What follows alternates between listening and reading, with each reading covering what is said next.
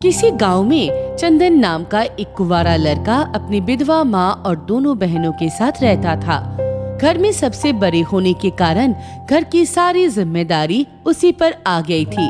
अपनी बहनों की शादी कराना, अपना खुद का घर बनाना, सारी जिम्मेदारी अकेले चंदन के ऊपर ही आ गई थी। एक दिन चंदन की माँ चंदन को बोली, ऐसा कैसे चलेगा बेटा, तू कुछ काम क्यों नहीं ढूंढता अपने लिए? अपनी दोनों बहनों को शादी भी तो करानी है। मैं अकेली सिलाई करके कैसे ये सब करूंगी? तू कुछ कर बेटा। अरे माँ, तू ऐसा क्यों बोल रही है? क्या मैं नहीं समझता ये सब? मुझे पता है मेरी जिम्मेदारी, पर अब क्या करूँ माँ? गांव में तो कोई काम ही नहीं है, इसलिए मैंने सोचा है कि मैं अपने दोस्त रवि के पास चला जाऊं।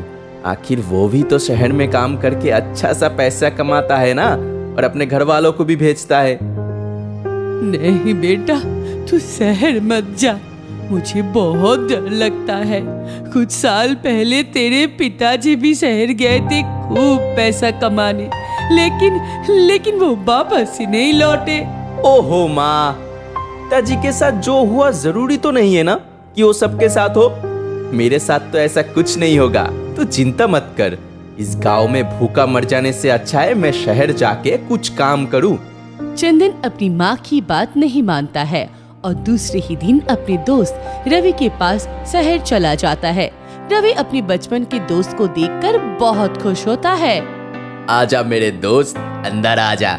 अब से तू मेरे साथ ही रहेगा और मैं कल ही तेरे लिए काम की बात कर लूंगा अपने मालिक से। अब तुझे ही मेरे लिए कुछ करना होगा। मैं अपनी माँ से लड़कर तेरे पास आया हूँ, ये बोलकर कि मैं भी तेरे जैसा खूब पैसा कमाऊंगा। अरे तू चिंता मत कर, सब हो जाएगा। अच्छा रवि, तू काम क्या करता है यहाँ पर? कभी बताया नहीं तूने। काम क्या, बस तू ये समझ ले, पैसा वसूली का काम है। मस्त धंधा। लोग हमें देखते ही पैसा निकल कर हमारे हाथ में रख देते हैं। चंदन रवि से बात करते करते रवि के घर का सारा सामान देख रहा होता है। तभी चंदन को एक बैग में लड़कियों का कपड़ा और एक बाल दिखाई देता है।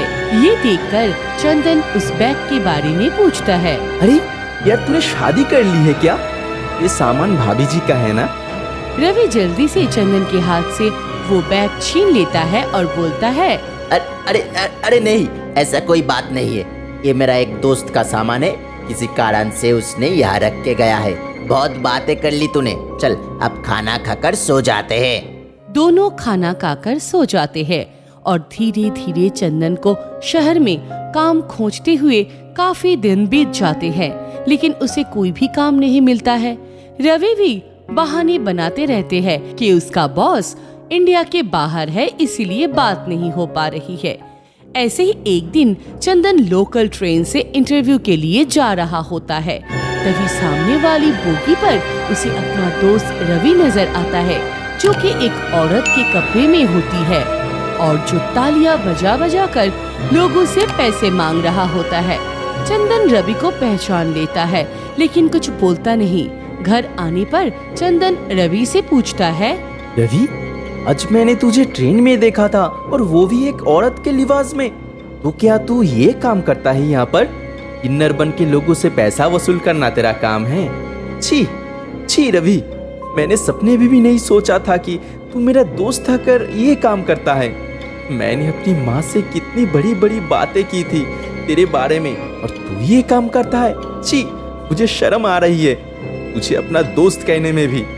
तू मेरे जिस काम को छी बोल रहा है ना, उस काम की वजह से ही मुझे पैसा मिलता है। उसी पैसों से मेरे अपने गांव में घर है और मुझे इज्जत मिलता है। पेट भर खाने के लिए घर और गांव में 4 पैसा भेज पाता हूँ, सिर्फ इस काम की वजह से। वरना तेरी तरह मैं भी बेरोजगार बनके ऐसा ही भटकता रहता पूरा शहर में। रवि अपनी बात बोलते बोलते रोने लगता है। अपने दोस्त की आंखों में आंसू देखकर चंदन को बहुत बुरा महसूस होता है। वो रवि को सॉरी बोलता है। तभी रवि चंदन से कहता है, चंदन, लोग बड़ी बड़ी सलाह तो मुफ्त में दे देते हैं, लेकिन जब रोटी देने की बात आती है तो कोई सामने नहीं आता है। इसलिए मेरे यार, मेरा एक बात दिमाग में डाल ले, कोई भी काम छोटा या बड़ा कभी नहीं होता है। मैं तो तुझे ये सलाह दूंगा कि तू कल से भी मेरे साथ चल और ये काम पकड़ ले। कुछ ही दिनों में मैं अच्छे पैसे कमा लेगा तू, और हम दोनों मिलके अपने गांव चलेंगे। क्या मैं भी तेरे तरह किन्नर के भेष में बनकर लोगों से पैसा मांगू? नहीं यार, ये मुझसे नहीं होगा। ठीक है, मत कर, तेरी मर्जी, लेकिन ये बात गांव में किसी को मत बताना, तुझे हमारी दोस्ती की कसम। दोनों बिना खाना खाए ही सो जाते हैं, लेकिन दोनों को रात भर नींद नहीं आती है। अगले दिन चंदन फिर से इंटरव्यू के लिए निकल जाता है।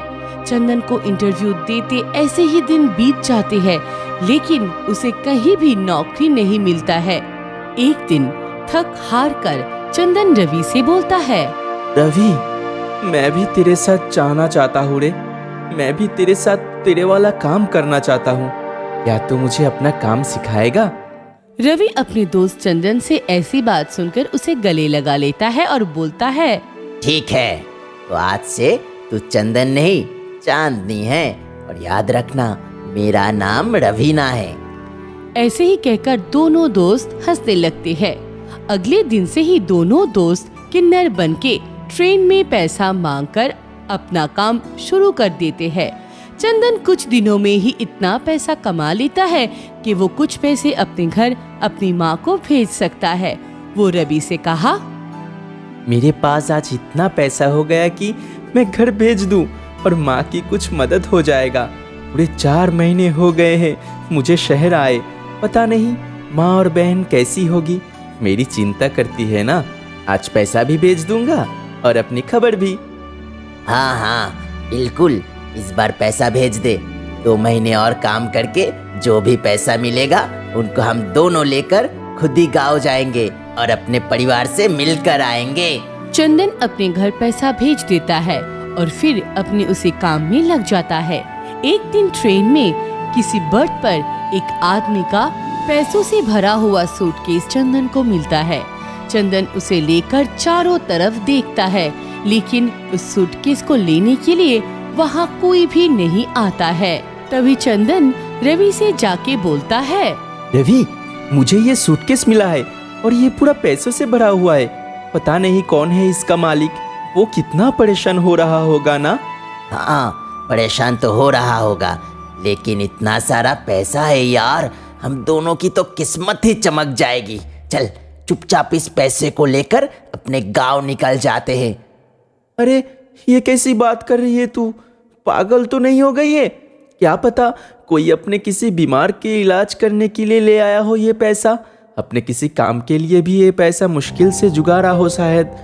भला हम ऐसे किसी के पैसे कैसे ले सकते हैं? किसी के मेहनत के पैसे भी हो सकते हैं ये। ठीक है, तो क्या करेंगे इन पैसों से, तू ही बोल। जिसका है उसे कैसे लौटाएंगे? मैं एक बार फिर से उसी बर्थ पर जाके देखता हूँ। अगर वहाँ पे कोई मिला परेशान हुआ तो मैं उसको दे दूंगा, नहीं तो तू जैसा बोलेगा वैसा करूंगा। चंदन और रवि ट्रेन की उसी बोगी में जाकर इधर उधर देखने लगते हैं। तभी एक बुढ़िया अंदर आ जाती है। वो बर्थ में इधर उधर कुछ खोजने की कोशिश कर रहा होता है। तभी चंदन उसे बोलता है, क्या हुआ माँ जी, आप कुछ ढूंढ रही है क्या? कुछ खो गई है क्या आपका? बेटी, मेरा सूटकेस नहीं मिल रहा है। यहीं पर तो रखा था, लेते समय भूल गया, अब नहीं मिल रहा है। कौन ले गया होगा? अरे माँ जी, आप परेशान मत होइए, आपका सूटकेस मेरे पास ही है। ये लीजिए, ये रहा आपका सूटकेस।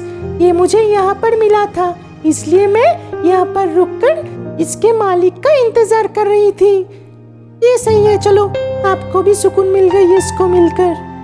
अरे बेटी, तूने तो मेरी जान ही बचा ली। अगर ये सूटकेस आज नहीं मिलता तो मेरा बेटा ना जाने क्या करता।